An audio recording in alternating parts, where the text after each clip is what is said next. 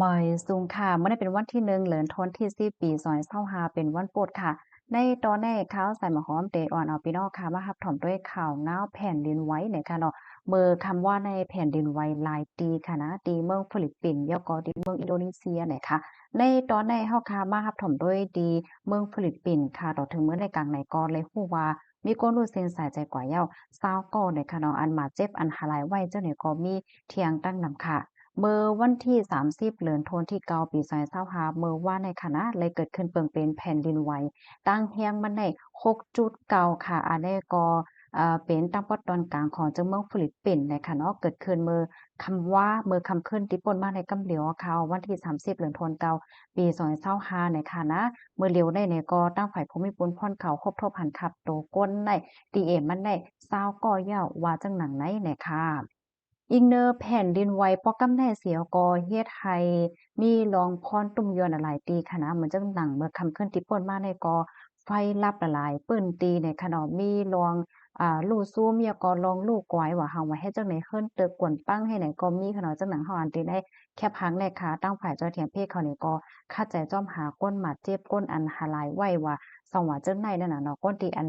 ถูกย่าเคิ้นกวนปังว่าอันนั้นโอดว่าหังว่าเฮ็ดจังได๋ ลมเต็งใส่ว่าเจ้านายเฮ็ดไหนค่ะ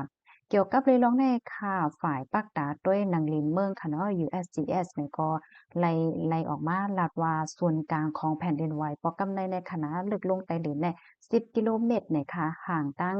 เมืองกะลาปีเนี่ยในเจตอนโปโฮกว่าดังเจิงจ้านวันออกในหมอก11กิโลเมตรนะคะค่ะ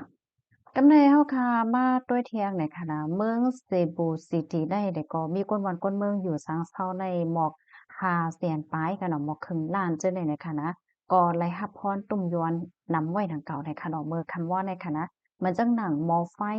เนี่ยก็มันเป็นรองพงแต่กว่าเมื่อแผ่นดินไหวนั่นเฮ็ดจังได๋คะนะแผ่นดินไหวในตั้งถึงมันก็10สะการ10วินาทีกะนานก้อยเนี่ยค่ะก้อยกาว่ามันสั่นไหวแฮ่งนั้นเนี่ยสิเลยเฮ็ดให้ เคลื่อนตึกบางตีบางอันเนี่ยก็มันก็กวนปั้งว่าเฮาว่าเฮ็ดจังหนังไหนได้ค่ะเนาะเคลื่อนตึกเส้นตาสายตั้งหรือจังได๋อันใดลูกก้อยกว่ามีอยู่หลายตีเนี่ยค่ะปยกไฟลับหลายๆปื้นตีว่าเฮ็ดจังหนังไหนเนี่ยค่ะเนาะเฮ็ดหลายๆฝ่ายก็ไม่ใจว่าโอ้มันเกิดขึ้นเป็นสึนามินั่นค่ะเนาะเพราะว่าสึนามิเนี่ยฮ้อนนำได้ที่ขึ้นมาเที่ยงหาเฮ็ดให้มื้อเหลียวภูมิพลพรเขาเนี่ยก็ปักตาไปตัวอยู่ตาได้เป็นสึนามิได้ก็เรียกเต็มเป็นไร่ว่าในเสตาก้อยกาฟังให้ก้นวันก้นเมืองอันอยู่หิมห้อมจังได๋ ไฮไลท์ฟังสติกันฟังอยู่ฟังกินกันนำๆว่าเลยค่ะคอมมอนตัวในคาลิปีมาดีห้องการข่าว CNE ออกไว้ในค่ะเนาะพี่น้องค่ะเฮาค่ะในก็ตึกถ่อมข่าวเนาเกี่ยวกับเลยลองกำผาเมื่อว่าในแก้ค่ะเนาะกำผาที่สุดเซเฮ็ดจังไหนค่ะนะอันนี้ก็ซ้ำเลยเกิดขึ้นเป็นแผ่นดินไหวเที่ยงเลยค่ะเมื่อวันที่30เดือนธันวาคมปี2025เมื่อคำว่าในก็เห็นก่อนเป็นข้าวยามกลางคืนลึกขนาด11โมงปลาย50มินิค่ะแผ่นดินไหวตั้งแรงมันใน6.2ค่ะตั้งเจียงของวันตก กวนปาหลีเมืองอินโดนีเซียเนี่ยค่ะเนาะแต่ในได้ก็มีลองดูซุ่มสังจึงหือในได้ก็ไปเลยฮู้ลองตั้งไล่โหย่อยเยี่ยมมันเยี่ยมบ่ว่ามันตึกเป็นกว่ามือกลางคึงลึกๆตีป่นมาในว่าเฮ็ดไหนคะอ้อมเพราะว่าเฮาคามาด้วยเพศสภาวะมื้อเหลียวก็จังหนำว่านั้นแล้วค่ะเนาะมันก็หลีโกหลีฟังได้ค่ะในตอนนั้นได้ก็มีข้อมูลต่างในค่ะเนาะค่ะได้ย้อนมาอ่านตั้งหันถึงพี่น้องค่ะอีกหนึ่งค่ะนะเมื่อวานในเฮาค่ะพี่น้องก็จังหาออนกันพร้อมลองวันกำผาสุดเซ็งเนี่ยค่ะนะ กำพร้าได้เตแตกได้อยู่คาอยู่เนาะว่าด้วยเอาเพศสภาวะต่อเหลียวก็คู่เหย้านะคะน้องคำสาเฮาค่ะแต่มาบางปองบางไรก็แค่ว่าจังแหนวค่ะนะกำพร้าได้มันสุดเสียงกวนปังปรึงปรางในกว่ากำเดียวว่าในเสตาเก้อหน่าพอเฮามาด้วยค่ะเนาะบ่ได้เป็นเพแผ่นดินไหวห้าเพน้ำโทมหาเพไฟไหม้ห้าเนี่ยอันเฮายามหันก่อนไลหันมาค่ะเนาะอันยามยาวก็ไลยามมาเฮ็ดจังได๋อะเนาะเหมือนหนังเมื่อคำว่าในค่ะรูปภายในกอมถังเฮ็ดค่ะใน 2ตีก่อนค่ะนะแผ่นดินไหวเพราะว่าเป็น6ขึ้นเด้อได้ส่วนว่าเอค่ะนะส่วนว่าแห้งอยู่เฮ็ดจังได๋คะทับถอมปานแห้งอยู่ค่ะยินดียินชมค่ะลูกกลางวันแลลูกลุงฟ้าในใจเฮาค่ะแห้งในตาวันในฝ่ายป้ายซ้ายเขาว่าเมื่อวานเนาะที่เฮาค้าทับถอมก่อนในมันเตเตอค้อนไหมมากำไดเพราะว่าเฮาค้ามาโดยอันเปิงเป็นกูวันในเนี่ยเปิ้นก็ว่าลูกลุงฟ้าเนี่ยมันร้อนไหมมาเจ้าแม่นค่ะแม่นแล้วค่ะเนาะ เมื่อกูปอกในมันก็บ่ฮ้อนตานหมอกกะนายเฮ็ดไหนก้อยกะมื้อเหลียวในมันฮ้อนมาโอ้มันฮ้อนมาอย่าปบเพราะว่านี่จึง มันก็ได้เฮ็ดให้น้ำแข็งในเจิมในโลกลมฟ้าโลกในมันได้มีพื้นที่อันเขาฮ้องว่าลอยน้ำแข็งในนั้นค่ะนะเมื่อเร็วได้ลอยน้ำแข็งก็เจิมได้เดียวอะเฮ็ดแลอันฝ่ายภาคตาเขาก็ว่ามันเจิมไว้น่ะเพราะว่าลอยน้ำแข็งเนี่ยมันเจิมไว้อย่างว่าน้ำปางไหลนั้นมันได้ขึ้นมาติ๊กๆอะเพราะว่าน้ำปางไหลขึ้นมาติ๊กๆแหน่ปื้นตีหมางตีอันเขาอยู่จ้อมกุนเล็กๆลอกๆอยู่หิมฝั่งปางหลายจังแหน่บางทีในแทงอินมาเต็มจังอยู่เหย้าเฮ็ดแหน่อะนะมื้อเลียวเขาเนี่ยก็คับขึง เปิดดาดได้ค่ายก็อยู่ที่รอดเพศกันอยู่เฮ็ดจังได๋ก็มีเนี่ยค่ะเนาะเพราะว่าเฮาขามาด้วยลองเป็นไปแรกๆของสภาวะว่าสว่าเฮ็ดจังได๋ค่ะนะมาแทงปีเฮาค่ะแต่มาเหลือเศษสินธรรมมีสังมันกึมไรนั่นล่ะค่ะเนาะลองเฮ็ดสังตั้งหลีก็เป็นลองตีหลีอยู่ในค่ะเนาะว่อนหลีลั่นหลีเฮ็ดหลีกูมือกูวันเฮ็ดจังได๋ค่ะนะกำในมาแทงตั้งหันถึงอันหนึ่งค่ะวันลุมฟ้าเต๋วันลุมฟ้าแต่สูตรว่าคนเมืองโคงกลางอันโฮพลาดาราสัง มีใจเมตตากรุณาหักเหนือตลิกสานโตสัตว์โตก้นเหมือนสัตว์เหย้าแล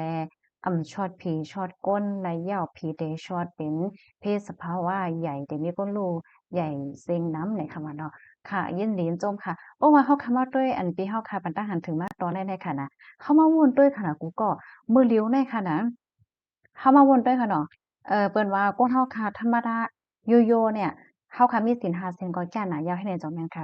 ก็อย่าเว้ามาค่ะถ้าด้วยเฮาคำว่าถ้าด้วยนี่กูว่าได้แหน่ก้นเฮาค่ะได้จ่อมันมีสีน่ะมันจังอย่างข้อที่หนึ่งค่ะเนาะ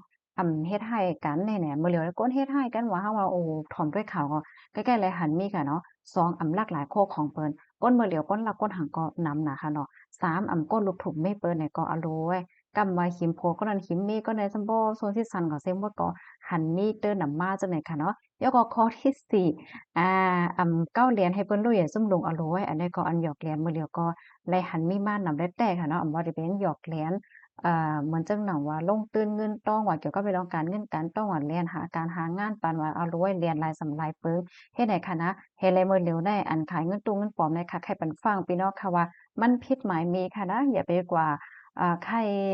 เอามามีในมือเฮาค่ะเนาะเพราะว่ามีไว้ในมือเฮาค่ะเนี่ยเพราะว่าเพิ่นทันยาสังโถเฮาค่ะก็จังยาเอาตั้งผิดไล่เฮ็ดให้ค่ะเนาะค่ะสิ่งข้อ4ค่ะเนาะ ก็แม่นสินคอหาค่ะเนาะในก็นำเมาว่าคำว่าเฮ็ดจั่งใดอะนะมื้อแล้วก็จั่งหนังตีหันกันนั้นยาวหน่อยค่ะมาแทงคาก็อันเดโลดลอดป่นไหลกำผาลงได้แต่ก็ได้ค่ะเนาะเป็นก้นตีอันมีกุดสู่พรหลีนั่นก้อยนี่เนาะค่ะนั่นล่ะค่ะก้นเฮาค่ะได้อันเต้ๆมันได้ความสั่งสอนพุทธพระเป็นเจ้าอันสอนไว้มันก็แต่เลยว่าเฮาค่ะเอามาใจตื้อในพระวาจปันเฮาคันหลายค่ะเนาะมันเรื่องว่าศีล5ในค่ะนะว่าเปิ้นเกียกก็ฮ้อมเกียกเฮ็ดจั่งใดในค่ะนะมาแทงคาใส่หมอกคอม้อยว่าถามว่าได้เป็น หน้าหน้าหอมอ๋อค่ะอ๋อค่ะยินดียินจมค่ะที่อันต้องตักมาไหนค่ะเนาะอันที่ค่ะเอามาสืบเป็นแพได้ได้ก็มันเป็นอันฝ่ายป้ายซ้ายเขาค่ะเนาะเปิ้นไลค้นคว้าไว้เฮ็ดจั่งใดค่ะนะเป็นฝ่ายนาซาเขาเนี่ยค่ะเพราะว่าเฮาค่ะมาด้วยบ่เหลียวในเนี่ยก็อันตั้งฝ่ายเลเพนอากาซากลางฮาวเขาเนี่ยเปิ้นก็คัดใจกว่าเนินเรินเนินราวว่าสว่าจั่งใดเฮ็ดจั่งใดค่ะเนาะเอาค่ะยินดียินจมค่ะตอนได้ก็เฮาค่ะเป็นต้นอบโอ้กันนะคะเนาะ ยินจมูกก็ได้แต่ขณะที่อันต้องตักมาปันตาหันถึงมาส่งข้อความมาหรือเจ้าไหนในคณะข้อความอันพี่น้องค่ะส่งมานั่นค่ะในก็ได้อ่านก่อนอ่านกว่าค่ะดอกเจ้าไรน่านในคณะยินจมนำค่ะเอาย้อนให้กูก็รอเพกันค่ะหมายทรงค่ะ